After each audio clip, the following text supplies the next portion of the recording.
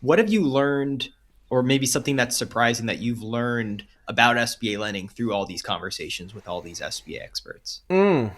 Oh, that's a good question. I think. Well, the rules has changed today, so we might talk about that in a minute. So I'm going to say That's this: if you one. go to know, if you go to know the rules change, Ryan, that's off.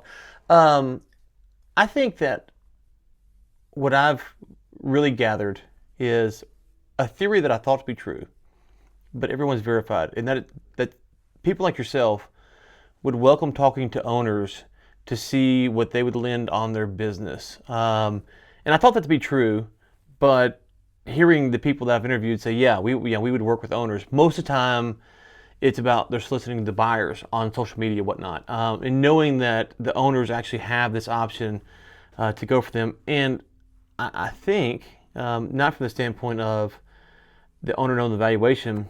But I'm curious your take on because I haven't asked this about the terms of the deal. If it's actually beneficial for the owner, not in the sense of what they're going to get cash at closing, but to help make it easier for the buyer if the owner reaches out to the bank directly and says, "Hey, use Ray because of some of the stuff that happens if they go through a third party." And so I thought that to be true. It's been verified, but I've been afraid that some people might go, "No, I only want buyers because of the commission they might receive and stuff like that." So what's your take on that? That's kind of been a theory I thought, and it seems to be validated. So, Well, I would tell you the SBA lenders are, by and large, um, very passionate about what they do.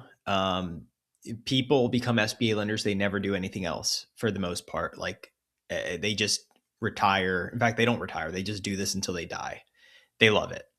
And um, when we get calls, and I got a call the other day from a former client who I helped him buy a building, and he had two retail locations in two different markets, and he's looking to sell one. So he reached out and he said, "Hey Ray, look, I'm thinking about selling my business, and I want to get this thing. I want to package this deal up perfectly for the buyer. I want to, smooth out the wrinkles up front. I just want this to go really smooth, and I want the buyer to use you to finance it." And he's like, "What do you think this is worth?" And we're going through the numbers, and I think that's a great approach, honestly, because he's identifying two potential buyers already. He knows what the pitfalls are going to be, and there's less people in the middle that are trying to bend the communication into certain ways to for different types of motives. So in other words, he's getting the communication clearly from the lender, and the lender has the money that's going to show up at closing. So it's like, how do we get this money to fund that closing? Well, I'm going to just tell you directly, and some of it you may like, some of it you may not like, but at least now it's fully unfiltered, and then we kind of start from there. And yeah, I think that's a great approach, and I think most SBA lenders would welcome that.